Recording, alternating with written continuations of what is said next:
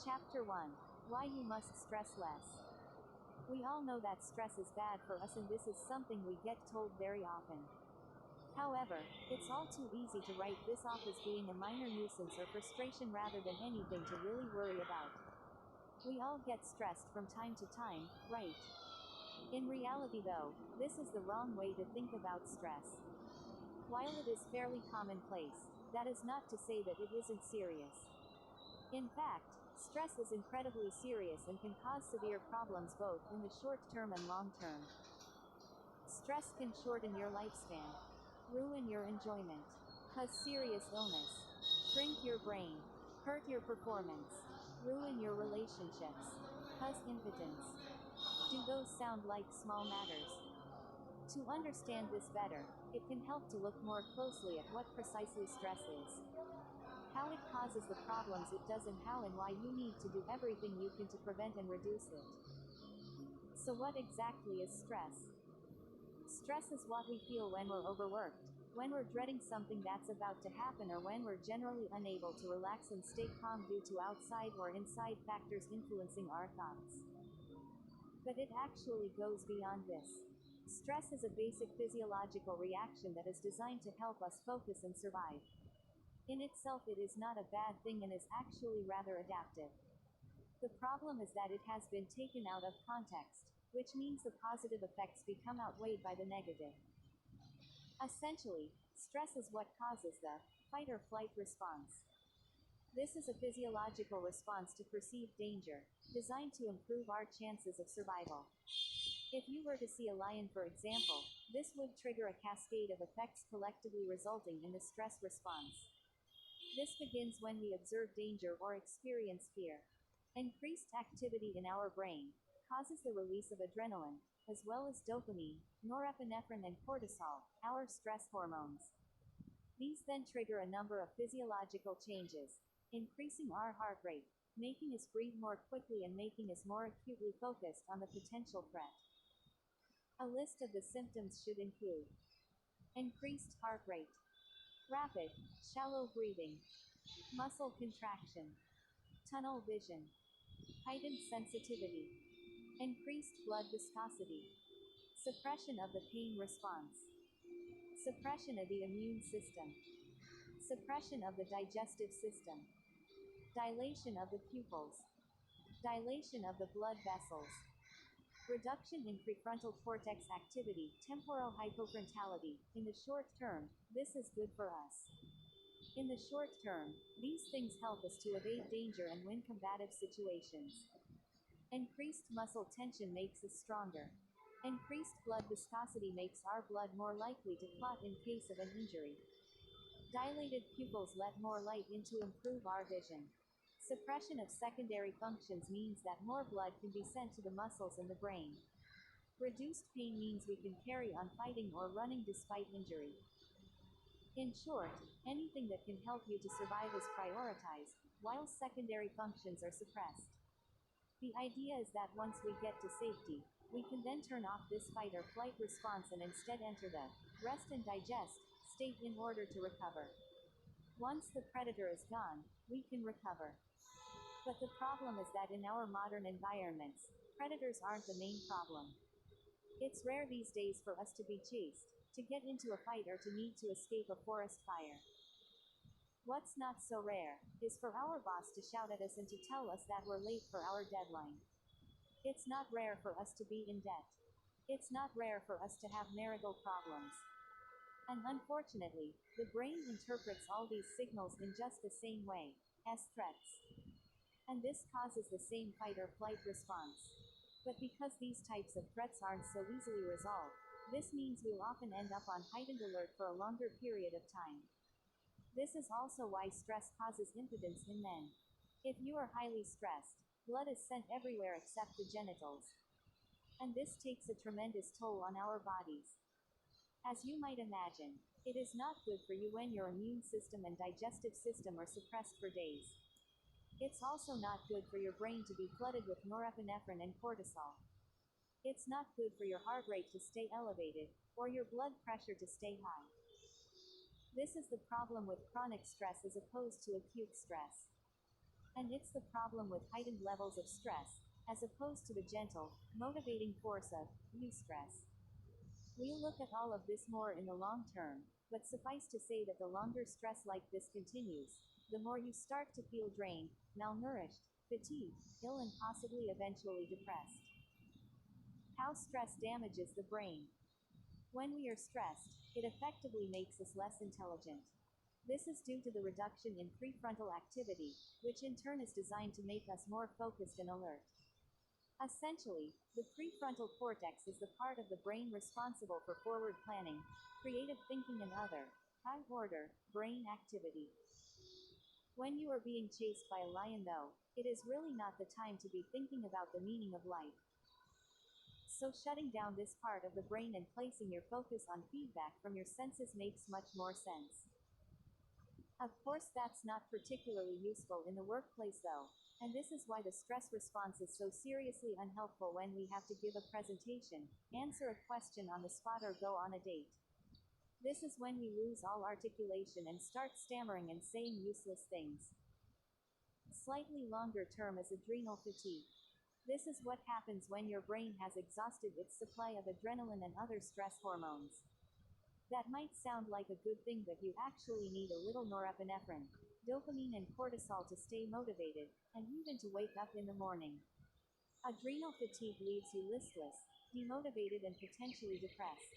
It can also cause what is known as learned helplessness, a condition where you essentially completely give up because your brain has been conditioned to learn that any attempts to change its situation will be met with failure. Not good. Worse, when you are highly stressed, it can lead to long-term problems for your brain health. As we briefly mentioned, it can literally shrink your brain.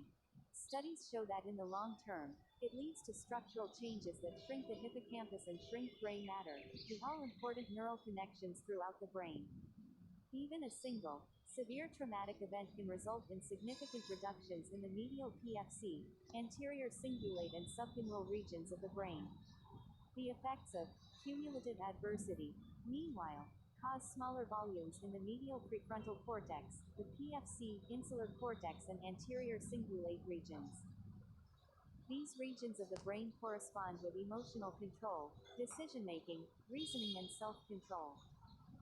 In other words, the eventual result of stress is to leave you more reactionary, more depressive, more impulsive, and less disciplined.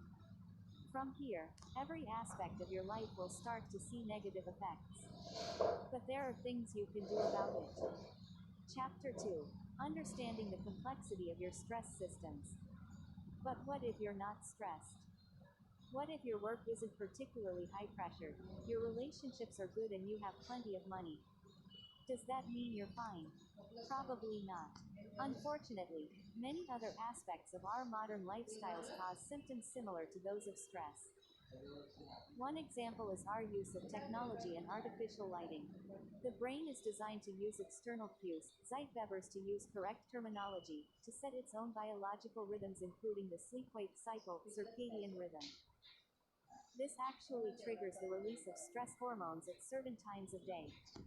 That's because stress hormones are one of the tools that the body uses to wake itself up when you are sleeping.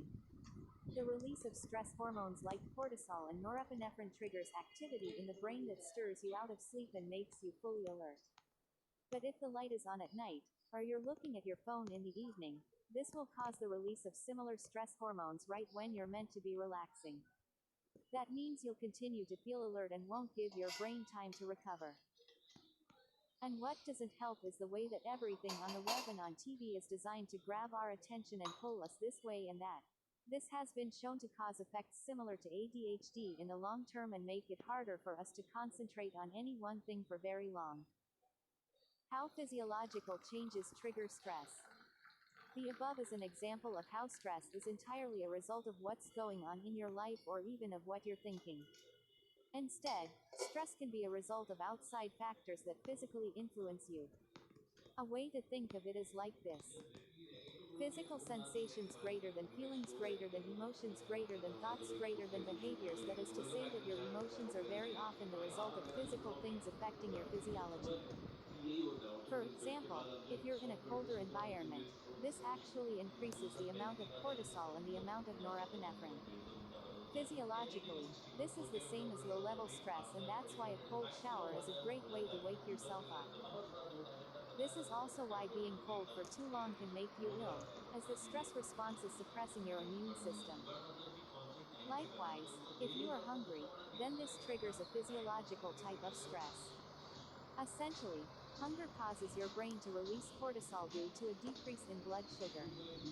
When blood sugar is low, cortisol is released and the body responds to this as it would any other type of stress. Why? Because as far as the body is concerned, this is a form of danger. If you are hungry, then you need to become active and get out there in order to seek out a source of food. Ghrelin, the hunger hormone, is released alongside cortisol and myostatin, which breaks down tissue to provide energy. When you eat, on the other hand, this causes a sudden spike in your blood sugar. That in turn will cause you to release insulin, which absorbs the sugar for use around the body, either in the muscles and brain, or to be stored as fat. This also has the effect of leaving behind another substance called tryptophan, which is found in most foods but doesn't get absorbed.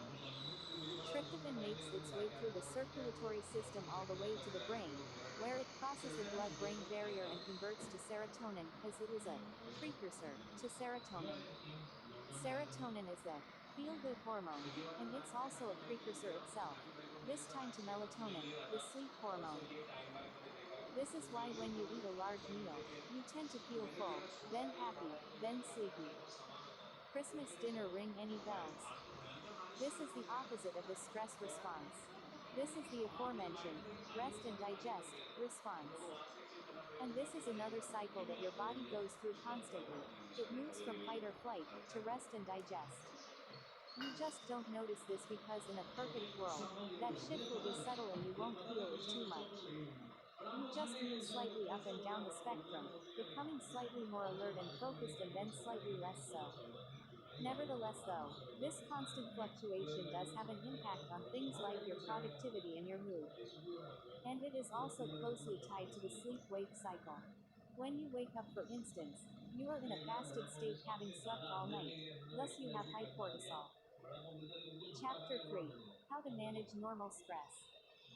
Just understanding these factors, you can hopefully see that stress isn't a bad thing, necessarily.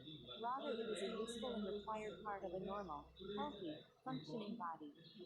In fact, as we've discussed, a little stress is necessary in order to help you feel more alert, more focused and more productive.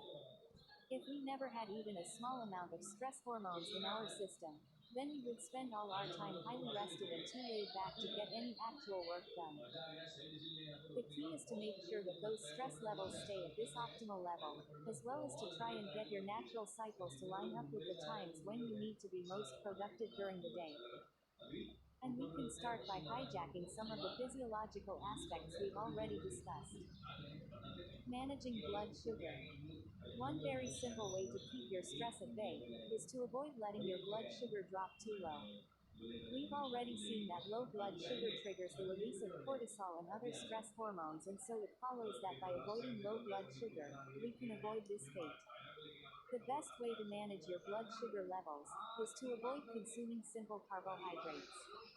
Carbohydrates are the best source of blood sugar for the human body, but the problem is that in their simple form, they release energy into the blood much too quickly. This results in a sudden spike in sugar, which then gets taken up and leaves you drained again. What's more, is that this causes the release of melatonin, the sleep hormone, as we've seen earlier. Not ideal for working. If you have a breakfast that is made up of pancakes and syrup, then it will wake you up and make you feel good in the morning, but an hour later you'll start to run low on energy, and that will cue the release of cortisol. So instead, try consuming a source of calories that will release the sugar more gradually into your bloodstream. A great choice is some form of complex carbohydrate, such as oats. This takes longer to reach the bloodstream, providing a steady stream of blood sugar and preventing you from going into alert, starvation mode. Conversely, fat will also have the same effect. When you consume a saturated fat, this will once again sit in the stomach while it gets broken down, providing you with a steady release of energy that will help you go about your business throughout the day. Stay comfortable. Comfort is fantastic for reducing stress, and this has been shown in studies to help boost creativity. It only takes your keys to be digging into your pocket, for example, for your body to consider you as uncomfortable and potentially being damaged. Thus, you will find that if you can sit in a more supportive and comfortable chair and also ensure the temperature is right and you are surrounded by things that put you at ease, plants have been shown to do this well for most people, then you will start to feel a lot calmer, even when you're at work and other stresses are being thrown at you. Spend time away from screens. Computers, smartphones, and television are all great. They're entertaining and they're great for productivity. Unfortunately, though, they're also very bad for us when it comes to stress hormones. We've already discussed how light from screens can trigger the release of cortisol, and we've seen that the constant messages and alerts essentially trigger a series of small stress responses while we're surfing the web. This is manageable, but it becomes problematic when you spend too much time on the computer. Simply going for occasional walks and taking breaks from the screen throughout the day then will be a great way to help your body recover. Another tip is to take time off just before bed. If you aim to have a restorative and restful night's sleep, then you need to give yourself time to wind down just before you hit the sack. Taking time away from computers is one of the best ways to do this, so why not have a bath before bed with some candles instead? Or read by a more natural type of light. Give yourself half an hour of screen off time and you'll find you get to sleep much quicker and feel more restored in the morning. Note can do. If you absolutely can't separate yourself from your gadgets at the end of the day, then try using software that will reduce the amount of blue light coming from the screen. Redshift technology will help you block the most damaging wavelengths from your devices and thereby create a more restful light. An alternative is to wear blue blocking shades, which can block all blue light in your environment before bed. Get rid of your alarm. You know what really isn't helping your stress levels? Your morning alarm. The reason alarms tend to choose from a generic range of sounds is that bleeps and ringing sounds are unnatural. These sounds don't occur in nature, and thus we are attuned to them and they make us naturally sit up and take notice. In other words, they trigger a stress response. And now bear in mind that when this happens, you are often in the very deepest stage of sleep. What a way to start your day! Rudely woken from the depths of sleep by a blaring noise, only to find yourself in a pitch-dark room. There are two much healthier alternatives to consider. Fitness tracker. One option is to use a fitness tracker, smartwatch that has a smart alarm function. These work by monitoring your heart rate and your movement during the night, in order to estimate how awake or asleep you are at any given stage. Using this information, they can then wake you up at the point when you're in light REM sleep, rather than deep SWS sleep. The result is that you're woken at a point when you're already coming around anyway, and this is combined with a gentle nudge from a vibration, rather than a loud ringing. Daylight lamp. Better yet, is to use a daylight lamp. These are lamps that are designed to create a wavelength similar to that of the sun, with plenty of blue light. In that way, these are the opposite of redshift technology or blue blocking shades.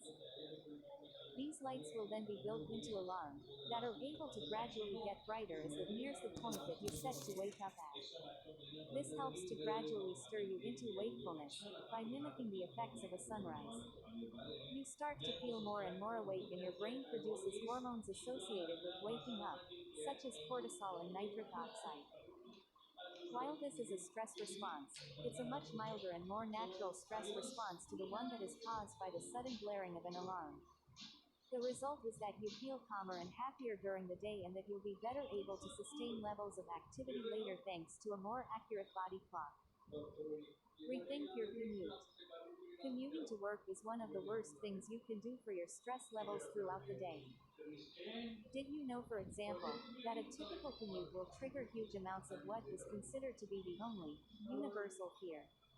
So what is this universal fear? It's things moving quickly toward you. Across all cultures and all demographics, moving something quickly towards a person's face will cause them to recoil and to see an increase in their heart rate and their stress response. Now think about a typical commute, filled with people moving rapidly towards you. Lots of noise, lots of pollution, and generally huge amounts of chaos. Before your day has even begun, you'll be experiencing huge amounts of stress. This might be outside of your control. But if it is within your control, then make sure you do anything you can to avoid this kind of commute. Even just going in an hour earlier to avoid the rush hour may be a good choice. Rethink your morning coffee. You know what else really isn't helping your stress in the morning? That cup of coffee. When you drink coffee, you are essentially experiencing the stress response in a cup. That's because coffee works by triggering something akin to a stress response. It starts by mimicking a molecule we all have in our brains called adenosine. Adenosine is a byproduct of the energy systems in the body and it builds up over time as we are active. The more you use your brain power, the more of this substance accumulates. The problem is that adenosine is also an inhibitory neurotransmitter. The more adenosine builds up, the tireder we get and the less active the brain becomes. This is one of the reasons that we find ourselves feeling tireder and less cognitive able as the day drags on. Drink caffeine though and the brain's adenosine receptors get confused. They absorb caffeine instead of adenosine and this means the adenosine has nowhere to go and can't work. This in turn gives you an instant boost in energy levels by making you feel more awake and focused. This also leads to a general increase in brain activity though and this is where the stress response comes in. The brain notices this sudden wakefulness and what do you know? It assumes that something very important must be going on. Thus, we see a release of more neurotransmitters associated with stress. Our good friends cortisol, norepinephrine, adrenaline and dopamine. This increases the heart rate, dilates the pupils, suppresses the immune system, all the things that any other stress response does. Caffeine in itself is not bad. In small doses it can help boost memory and wakefulness and it's actually protective against all kinds of neurodegenerative diseases in the long term. But what it also is a quick way to make any stressful situation worse. If you've got a busy day, you just commuted during rush hour and you sit down at work to drink a big cup of coffee, you're only going to make yourself more stressed and wired. And guess what? Once again, this is going to result in a crash shortly afterward when your energy levels have been depleted. Don't drink caffeine as part of a routine. Drink it when you need that extra push. Don't rely on it and don't combine it with other stress. Chapter 4. Meditation. While all these changes can help, there is one thing that is more powerful than any other tool when it comes to combating stress: meditation. Meditation is something a lot of people don't fully understand. There is the assumption among some that meditation is somehow mystical, or that it is necessarily linked with religion. Neither of these things is true. There are many different types of meditation from transcendental to mindfulness to religious meditation, but all of them really just have one thing in common: they involve the purposeful direction of attention inward.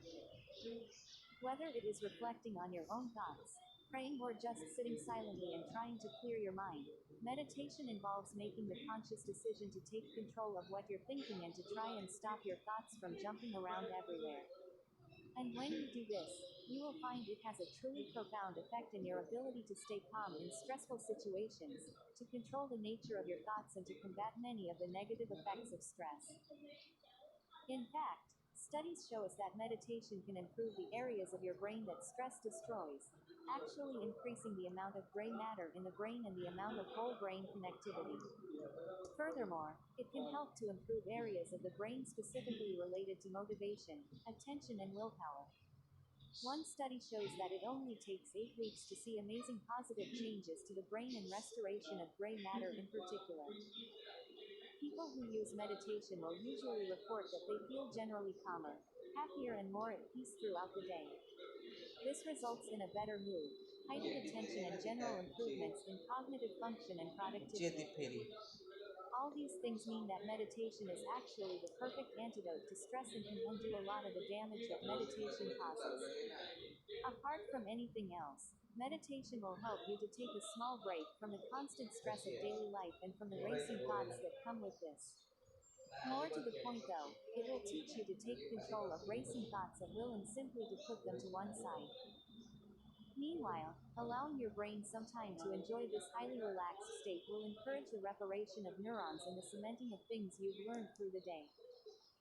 Finally, it makes sense that areas controlling self-control would develop during the process of meditation.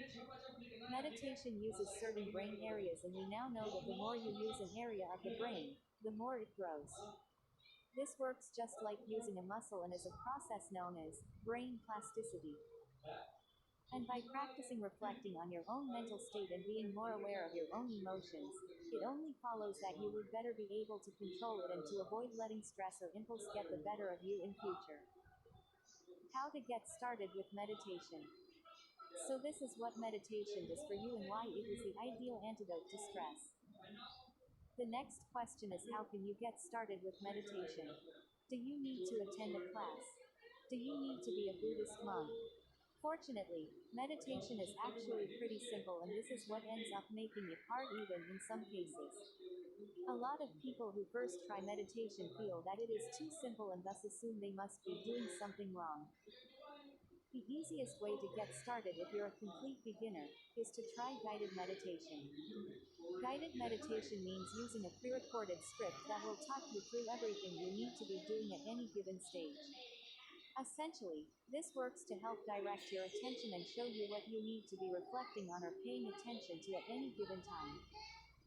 A good one to try is Headspace. This is available as a website and as an app, and in either case, you'll find a selection of guided meditations to walk you through. The only downside is that Headspace is not free, and that after the first 10 sessions, you'll have to start paying. Fortunately, those first 10 sessions are more than enough to give you a taste of meditation and to teach you the basics. From here, you'll then be able to take what you learned and reapply it in order to continue on your own. If you'd rather not start a paid system though, then you can always use one of the many free YouTube videos that will do the same thing. In general, most guided meditation will take you through the following steps. To start with, you will sit somewhere comfortable and close your eyes. Set a timer for 10 minutes, or however long you have until you need to be doing other things. While you should be comfortable, you shouldn't be too reclined or generally put yourself in danger of falling asleep. The next thing to do is to bring your attention to the sounds in the world around you. This means just listening to the sounds and noticing what you can hear. This is an interesting exercise in and of itself. If you actually stop to listen, you'll be able to pick up on a lot more information than you were probably previously aware of. Don't strain to listen, but instead just let the sounds come to you. Whether those be barks from dogs next door, the sound of birds, or perhaps chatter from someone in another building that you can hear through the walls. After you have done this for a little while, the next step is to bring your attention into yourself and to notice how your body feels. This means noticing the way that your weight is distributed on your buttocks. Is it evenly distributed? Are you leaning slightly to one side? Likewise, try to notice the air against your skin, the temperature, any aches and pains, etc. You can then try the body scan.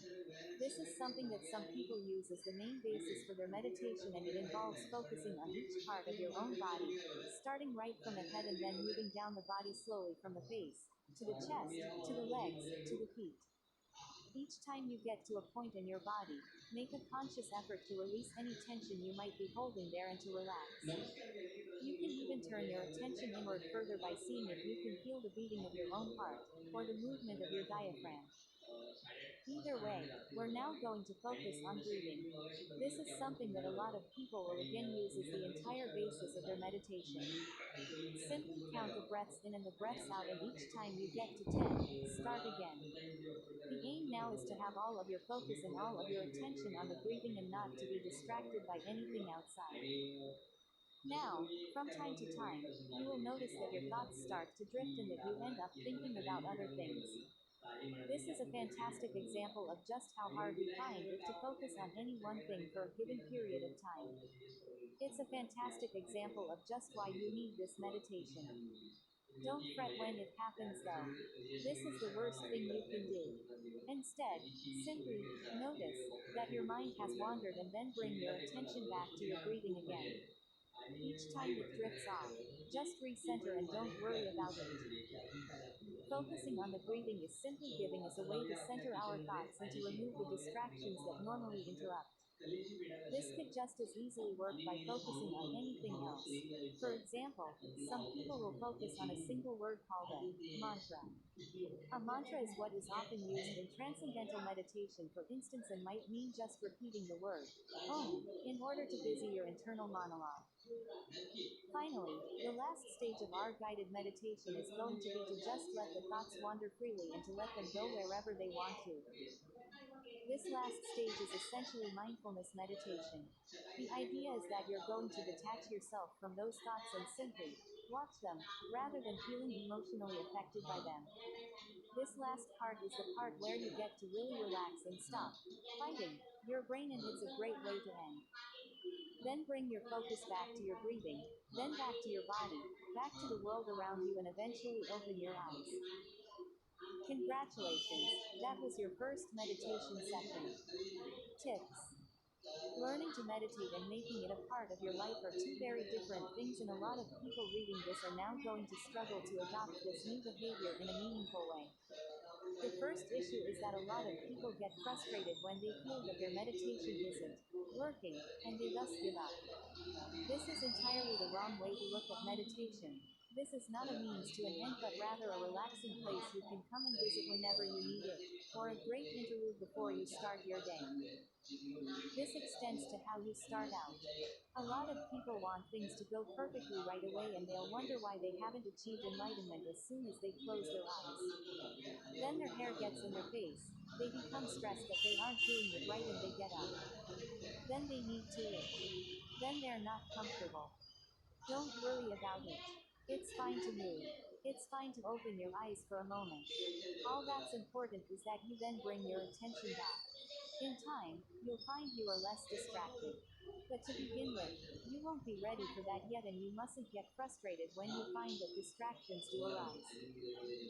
The next tip is to think carefully about how you're going to sustain your meditation training and make it a feasible part of your routine. A lot of resources will tell you how easy it should be to take 10 minutes out of your day. They'll claim that everyone has 5 minutes. In reality, though, it's not easy. If it were, then everyone would already be doing it. Most of us are so busy that we legitimately struggle to find 5 minutes of free time, and so we need to be realistic about what we can and can't achieve. Look at it this way. It's much better to practice for 2 minutes twice a week and actually stick with it, than it is to try and practice for an hour a day and to give up after day 2. The best thing to do is to find an opportunity when you waste time in the morning or the evening. This might be while your partner goes through the shower in the morning, or it might be when you get home from work. Whatever it is, most of us have a few short periods of time in our usual routine, and the great thing about meditation is that you can do it anywhere and with no props. Even if it's on the train to work, or if it is when you get into work 10 minutes early. If you can find a slot that already exists, you'll find it's much easier to fit meditation in and to stick with. Correct breathing for stress reduction. When meditating, it is important to try to remember to breathe properly. And better yet is to try and make this into a habit so that your breathing is better during your waking day as well. The thing is, a lot of people don't know how to breathe well and are unintentionally breathing incorrectly most of the time. Theory has it that the reason for this is closely linked to the way we sit at work. This is a big deal if you're trying to reduce stress, seeing as your stress levels are closely related to the way you breathe. We've already seen that there is a strong connection between physiology, feelings, emotions, and psychology. When we are stressed, we breathe more quickly and not as deeply. But likewise, when we breathe more quickly and not as deeply, we become more stressed. Right now, take both hands and place one on your stomach and one on your chest. Now breathe normally. Which hand is moving first? Is it the hand on your chest or the hand on your stomach? For most people, the answer is the chest. But to be optimally healthy, it should be the stomach. When we're infants, this is how we breathe, and it's also how animals breathe. Years of sitting in an office desk, though, or on a sofa, mean that we've spent too long with our stomachs compressed and learned to breathe differently. Stomach breathing means that you are relaxing your abdominal muscles, thereby opening up your abdominal cavity and allowing your diaphragm to drop down into that space. This then creates more room for the lungs, and they will automatically inflate as they enlarge. You then bring your chest in and open that up to take in even more oxygen, and as a result, you breathe a lot more deeply. This oxygenates your body, and it calms your heart rate and helps you to feel less stressed. In fact, one of the very best ways to help yourself feel instantly less stressed is to start taking deep, controlled breaths. This puts you in a rest and digest state and stops the fight or flight response in its tracks. So if you're about to go to an interview or give a presentation, practicing some controlled breathing for a while is the perfect antidote to the stress you're probably experiencing. Chapter 5: Mindfulness and CBT. Meditation is not only a fantastic tool, it's also a great way to practice being more aware of your own thoughts and feelings, such that you can then take full control of them. This brings us to the concept of CBT, or cognitive behavioral therapy. CBT is essentially a type of psychotherapeutic intervention that teaches people who struggle with anxiety or other issues how to better control the nature of their own thoughts. This all starts with perception, and this is where you can use mindfulness. Remember the part of the meditation we discussed where we mentioned that you should watch the contents of your thoughts. Try doing this the next time you're stressed. What are you actually thinking? What you'll find is that when you're stressed, you are imagining the worst, and this is what is causing you to get worked up. And this is the big secret to stress. Other than the physiological response that we've discussed, stress is really a result of your perception of what's going on around you. Put it this way: if you're faced with a lion, you will get a stress response as soon as you notice it. But if you believe the lion is your friend, then you won't get the same stress response. Or if you think the lion is a hologram, you won't get the stress response.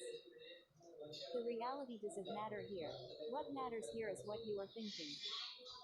And the same is true for all those sources of chronic stress we've discussed so far. If you are struggling with debt and with work, then your perception is that there's a great big lion ahead of you. But if you can convince yourself that there's no benefit to being stressed, and if you can convince yourself that it's not worth getting worked up, then you can overcome that stress, and your response will be the same as if there was no pressure in your life. Cognitive restructuring. So how do you do this? The first step is to note the thoughts that are making you more worked up.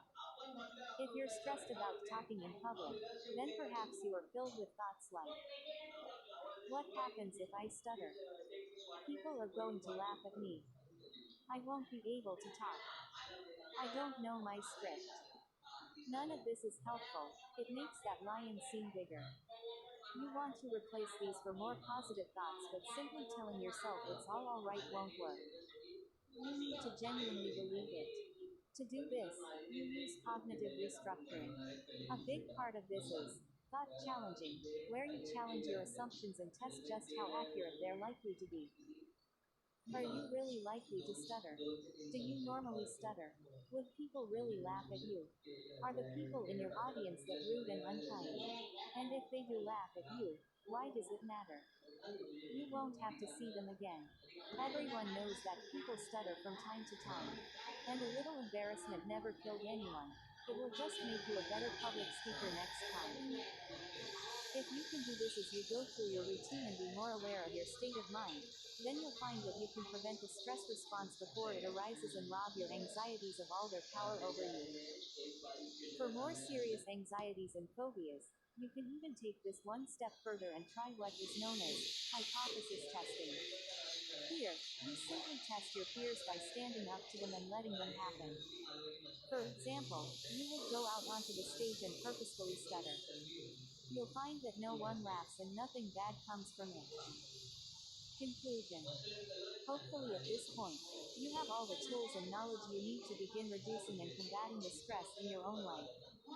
This isn't going to be an easy ride. Stress for many of us has become a normal part of life and habits are hard to change. But by using meditation, you'll find that you can reduce your base level of stress and rebuild some of the damage to your brain caused by anxiety. What's more, is that this will teach you to be more aware of your thoughts and better able to control them and thereby steer your emotions. It's time to wrestle back control of your mind. You tell your body when it needs to wake up and when it needs to focus. You decide what's worth worrying about. And when your home and work is over, you use this power to allow yourself to rest, recover and forget all about the stresses of the day.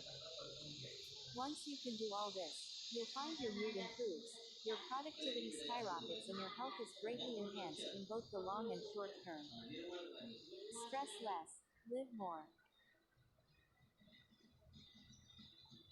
Table of Contents. Chapter 1. Why you must stress less.